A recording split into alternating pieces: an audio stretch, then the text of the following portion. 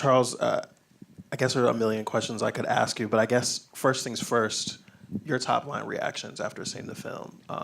What stood out to you? What spoke to you? I mean, there were so many things, I think, for all of us that spoke at different moments in the film. And I think for me, it was, again, engaging in this process of humanizing Sandy and really giving her life some texture and some nuance and things that I would not have known had I not seen the film, even through our many and varied discussions, through friends and colleagues who went to Prairie View A&M and were on the yard with her as members of the Greek community there. And so I was really just trying to lean into that story and to get closer to Sandy as best that I could.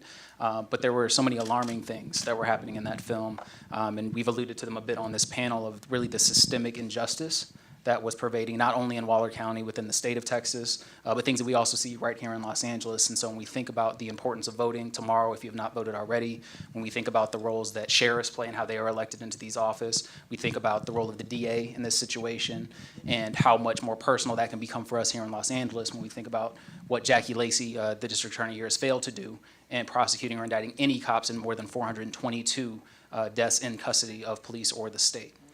Right, and so when we see these things, and we may think of them as a microcosm or perhaps some distant other, somewhere far away from here, that these things are happening on a regular basis.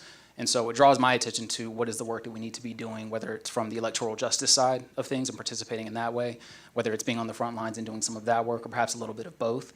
I think that this story is a testament to just how much really everyday and ordinary people go through, right? Black folks in particular go through, really to no avail because no one wants to hear us. Right, and so it's not just the silencing that happens in that moment to Sandy. It's the silence that happens to the narrative that was constructed around her life. It's the silencing that's attempted to happen now where people may not want to see this film, may not want to show this film.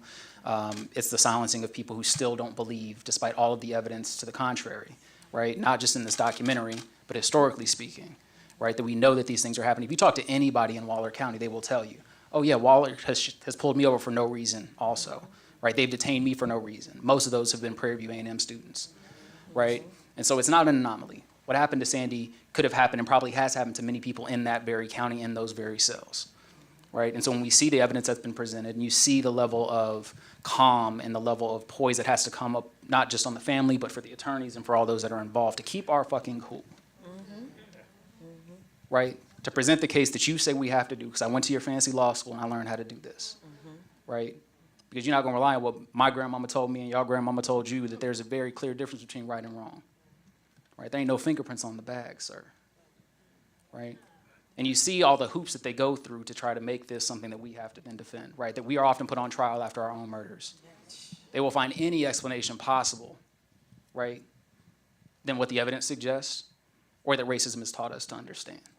Right? And so all of these things are themes that continue to emerge, and I just think about all the different stories, as Sharon mentioned, that are told and untold, right? All the things that have happened to Black women in particular, and why Say Her Name becomes such an important narrative, especially for us as men, right? That we need to think about this in a very real way, and not just think about the systemic injustices that happen within these contexts, but the ways in which we contribute to and perpetuate, right, the myths about Black women, right? The denial of them being able to assert their dignity in public space.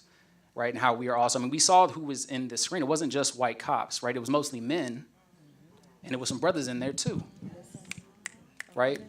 So we need to be thinking about that as we're having this conversation in a very real way.